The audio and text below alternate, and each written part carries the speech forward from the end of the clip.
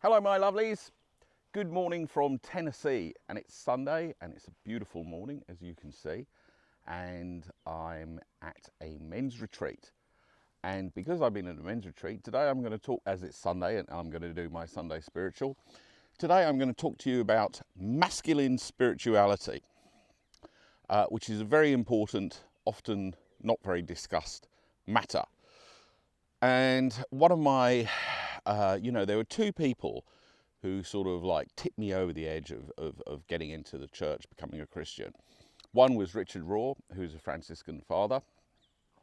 And I started listening to him because he wrote a book called Breathing Underwater, which was a biblical analysis of the 12 steps. And he takes each step and he relates it to a verse from the Old Testament, a verse from the New Testament, and one of the Psalms. And he's a huge fan of 12-step recovery. Because the 12 steps basically is a way of brute forcing a conversion experience. That's what it is. It's very powerful. The 12 steps are actually, there's a chapter in our literature, the AA Big Book, and called We Agnostics. And apparently this was analysed by the Catholic Church at Vatican II, because they were like, you know what, we've been trying to do this for centuries, and these guys, they meet in church basements, they drink coffee, they talk, and they come out believers after sometimes a matter of weeks, quite often a matter of days, because going through the 12 steps is what removes your blocks with God. And Richard Rohr, who wrote this book called Breathing Underwater, where he took a biblical perspective on each one of the steps, he believes that the 12 steps is the most powerful modern form of spirituality for men.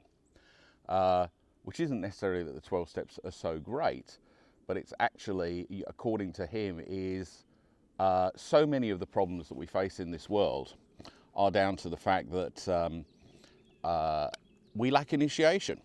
And as my dear sponsor, proper rites of initiation, which is common to all primal cultures, whether it be Native American Indian, Aboriginal, Norse cultures, the Vikings, God only knows what the Vikings used to do.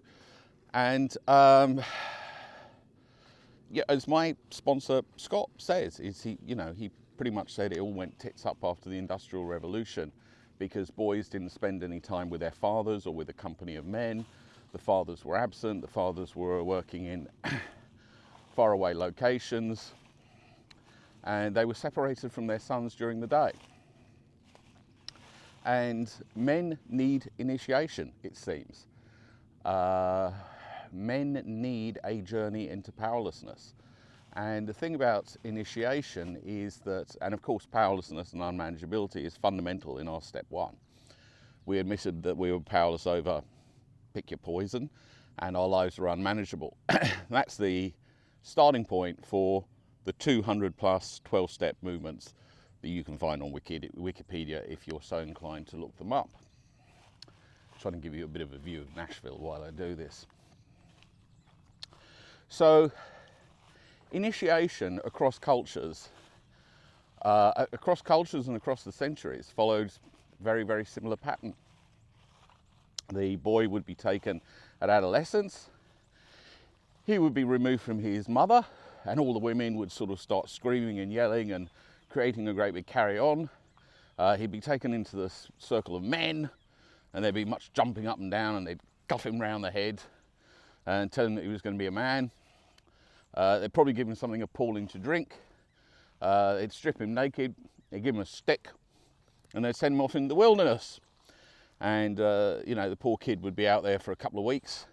He'd half starve to death, and he'd almost get eaten by something appalling.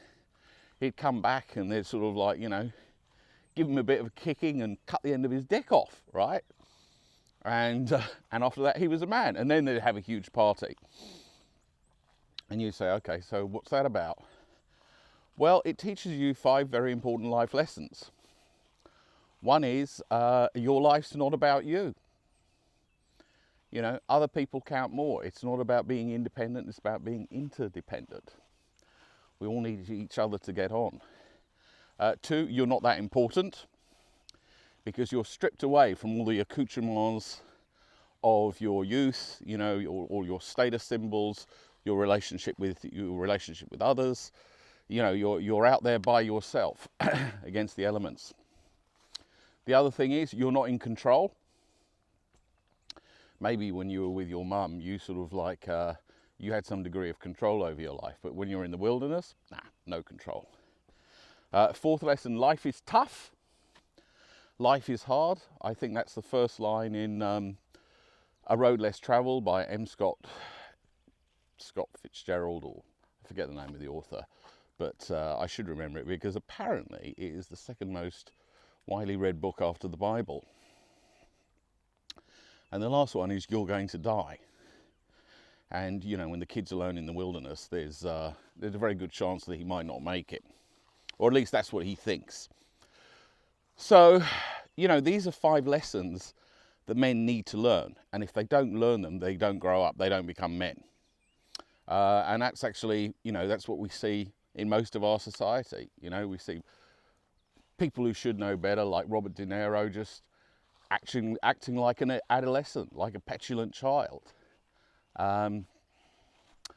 Richard Rohr goes further. He says, you know, most of the ills of our society, and in that you can include addiction, alcoholism, and when people go into jail or in their domestic abuse, generally there's, you know, drugs and alcohol to some extent were involved. I've done meetings in prisons, and you know, the question's been asked, you know, who was high or drunk when they did what got them in here, and it's like 100% most of the time. So anyway, so at this retreat, which was about masculine spirituality, you get a sense, you know, as a man in recovery, you get a chance to learn that some of those lessons when you're working with others and when you're working through the steps. Not necessarily all of them. I wouldn't say. I think doing the 12 steps is a form of initiation. I don't think it's the form of the initiation, because I don't think it quite ticks all those boxes. I mean, potentially it can tick all those boxes, but it doesn't necessarily. But it's certainly way better than nothing, which is what we've currently got in our society today. And that's why you see kids making coffee with like tattoos on their neck and all that kind of stuff, because young men want to belong, and if they can't initiate properly, then they self-initiate or they peer initiate. Anyway, it's getting a bit cold out here, to be honest with you, but I hope you've enjoyed the Tennessee country, and I am going to go in and have some Tennessee breakfast. Leave me some love in the comments, and I will see you in the week.